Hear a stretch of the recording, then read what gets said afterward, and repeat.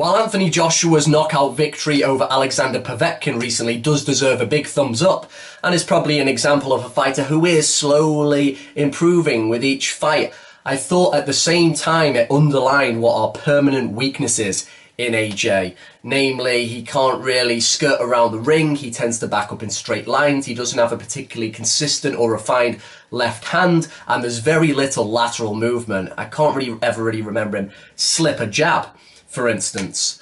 Well, after the fight, Eddie Hearn breathed a sigh of relief because he sort of saw Povetkin as a bit of a stylistic nightmare coming up underneath, and you could say the way the fight played out, stylistically, Povetkin was a problem until a bit of the age and the natural size and power differential ultimately decided the contest. But it did make me think recently, how would AJ get on against the very best come-forward heavyweights of all time? The average fan probably isn't that familiar with the great Manasseh mauler Jack Dempsey. They'll probably know his name. But in terms of just taking down big men, he very arguably may be the greatest heavyweight of all time. He had an amazing way of bobbing and weaving. In terms of his lateral movement, it was probably the most effective and varied out of all the come-forward heavyweights. He would get amazingly low, shift to his left, his right. He'd use the famous Dempsey shoulder roll and come up with his famous left hook, although he was a natural two-handed hitter as well. Now, of course, fighters were lighter back then. They tended to train down because stamina was more of a emphasis back in the days when you still had 20 rounds going on. But make no mistake that in terms of Dempsey's power, his record against guys who had never been knocked out or floored before, he was absolutely devastating by any measure. And I'd have no doubt if he got anybody in the right position, he could take them out. As I say, he was a two-handed hitter, and he was particularly sophisticated the way he'd chop to the body and come up top. And his footwork, maybe after Muhammad Ali, when Jack was in his prime in his early to mid-20s, he was particularly fleet of foot.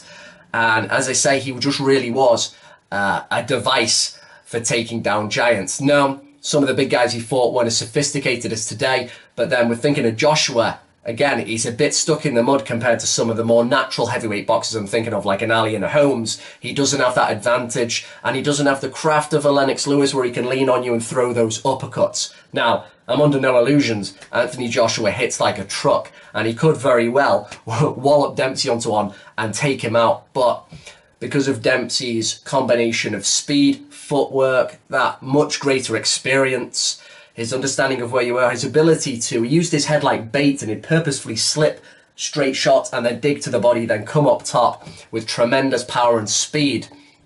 It would be a very exciting fight, but as things stand, the fact Joshua doesn't move very well, he doesn't seem to have that ability to prepare clever counters or spoiling tactics, which are really essential when you've got a dangerous come-forward guy. If Dempsey was to perhaps get a little bit bigger for the modern era, I would have to favour the Manasseh mauler to take him out early.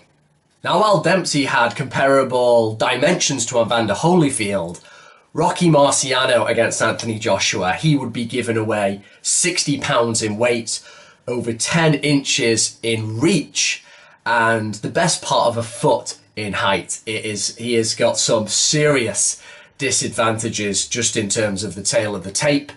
The funny thing is, though, before we just completely write him off in this instance, is that when Marciano fought back in his day, and there still were the odd big men, it wasn't just all midgets back then, there were some guys who were about 6'4", 6'5", who he took out. Obviously not as good as Joshua, but he was used to approaching men of that size as well. But the funny thing was, his trainer, Charlie Goldman, purposefully taught him to fight smaller. Now, usually you try and make the most out of your advantages, but because The Rock was stumpy arms, very short, and even kind of light for the day as well, you had a lot of bigger heavyweights. He was made to was taught to fight smaller, I should say, so that it made him even more awkward. So he was going down very low and deep and then coming up. And you think that he's at a major disadvantage here against the likes of Anthony Joshua.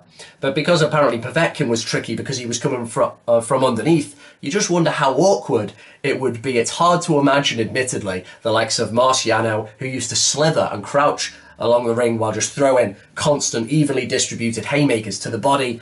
and through the guard, it's hard to imagine him going up against Joshua just because of how different their dimensions are. Now, on the bare basics of just the size difference, the fact the Rock did cut a little bit as well, I'm going to have to favour Joshua just purely on the size difference, but it's one of those ones where I'm going to have to favour Joshua just looking at it, but I can't be surprised by anything Marciano does because of how awkward he was, because of how brave he was. And again, similar with Dempsey, Marciano's power, you know, we're always hearing Tony Bellew go on about how hard he hits now, he can switch lights off, and he can dig for his size, but The Rock, who was a naturally over 200-pound man, again, they trained down. He was 185-ish pounds, absolutely as solid as a rock, pun intended, and he just had real bone breakers. Literally in the ring, he broke people's bones. I definitely think he could hurt Joshua, but it's such a big difference in the size that I'm guessing Joshua's going to find him, he's going to probably cut him, and he's going to be able to get him out after a very tough fight. But ultimately, I don't know, because we're talking about some big different legacies there at this stage of Joshua's career. Smoking Joe Frazier was a bit of a slow starter. He was a little bit hittable. And with a lot of these guys against Joshua on this video, he is giving away quite a bit at size and weight again. So that old dilemma. Now, Frazier wasn't quite the two-handed hitter, I don't think. Certainly not that Dempsey was, and probably not The Rock either, because even Marciano, though he had a Suzy Q right hand, he had a pretty good hook as well. And Frazier, though he had a good right hand hook to the body, he didn't really have that even two-handed power. He heavily favoured his left hook, and it was the left hook against Povetkin when Joshua was fighting him that he was actually checking quite well. And of course, if he was ever going to fight Joe Frazier, he would be like, well, duh, I've got to look out for some left hooks here, of course. So going into it, you've maybe got some more pluses for Joshua in this encounter. To take the absolute peak, Frazier, which of course was on March the 8th, 1971 against Muhammad Ali, he certainly didn't start slow then. He absolutely went for it, and he put in a superhuman effort against Muhammad Ali, who obviously didn't hit as hard as Joshua, but probably made up for that in a way with his output. He was clipping Frazier with a lot of shots.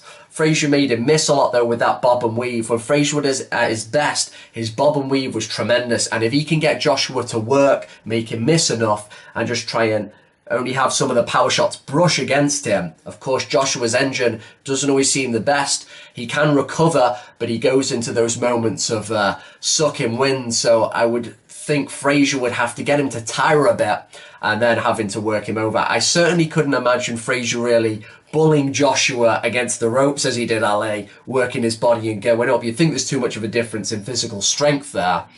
But I'm not really going to reference the Foreman fight too much because I think Foreman truly was a stylistic nightmare. The way he threw his combinations was different to Joshua. He was more of a front foot hunter attacker, and he kept pushing Frazier away as well. It was basically, his style was designed to trap Frazier, I think, in a way that Joshua couldn't really.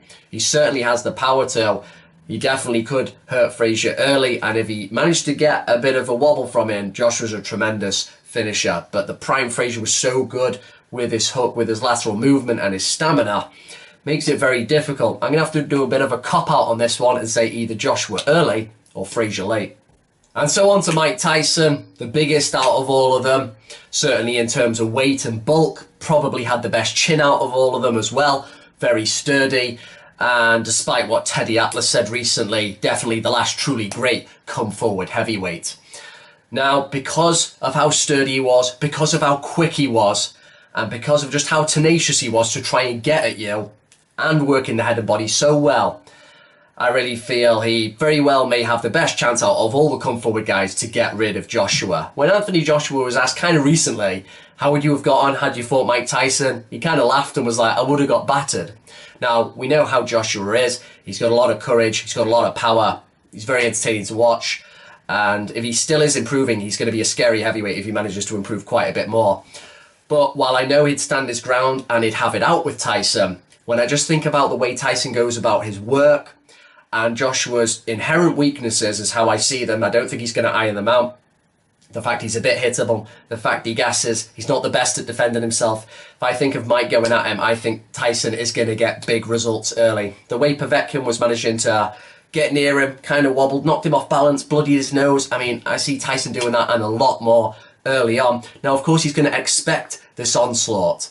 But when you're as brilliant as putting your punches together as Tyson was, a lot of fighters just didn't know how to defensively cope with that. When you've got a guy, as I remember them saying back in '86, I forget which knockout it was, but the commentator was saying, you know, show me a heavyweight who can throw a punch on the same hand, boom, twice, one to the body, one to the head, that quick. You know, and no one could at the time apart from him. It was tremendous, and it's the way he opened up angles. I'd see him chopping away at the side of Joshua, getting in with that quick double jab, uppercuts, hooks. He may have to eat the odd right, or, you know, have a maybe walk into a big one from Joshua, but we all know Tyson in the early goings, and especially when he was in his prime, he was a very sturdy guy who could eat the odd shot and would keep going, and he'd be getting so much success against Joshua anyway. He would be more than compelled to carry on with his work, I think, and bring about the destruction of the much taller man, I reckon, in about 4 or 5 rounds.